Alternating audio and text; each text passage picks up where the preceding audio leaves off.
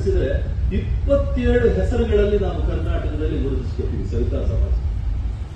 ನಮ್ಮ ರಾಜ್ಯಾಧ್ಯಕ್ಷ ಆದಂತಹ ಕಿರಣ್ ಕುಮಾರ್ ಅವರು ಮುಂದಿನ ದಿನಗಳಲ್ಲಿ ಮನಸ್ಸು ಮಾಡಿ ಈ 27 ಕೋಮುಗಳನ್ನು 27 ಸಮುದಾಯಗಳನ್ನು ಒಂದು ವೇದಿಕೆಯಲ್ಲಿ ತರುವಂತಹ ಕೆಲಸವನ್ನ ಹಡಪದ ಹೊರತುಪಡಿಸಿ, ಮೌಲ್ಯ ಹೊರತುಪಡಿಸಿ, ಹಾಗೆ ದೇವಾಡಿಗೆ ಹೊರತುಪಡಿಸಿ, ಅವರು ನಮ್ಮ ಜೊತೆ ಸೇರೋದಿಲ್ಲ, ಹೊರತುಪಡಿಸಿ 27 ಸಮೂಹಗಳನ್ನು 27 ನಕ್ಷತ್ರಗಳು ಅಂತ ನಾನು ಕರೀತಾ ಇದ್ದೀನಿ, ಎಲ್ಲರನ್ನೂ ಸೇರಿಸಿ ಒಂದು ವಿಶೇಷವಾದಂತಹ ಒಂದು ಸಂಘಟನಾತ್ಮಕವಾದ ಕಾರ್ಯವನ್ನ ಕಿರಣ್ ಕುಮಾರ್ ಅವರು ಮುಂದಿನ ದಿನಗಳಲ್ಲಿ ಮಾಡಲಿ ಅಂತ ಹೇಳಿ ನಾನು ಬಯಸ್ತಾ,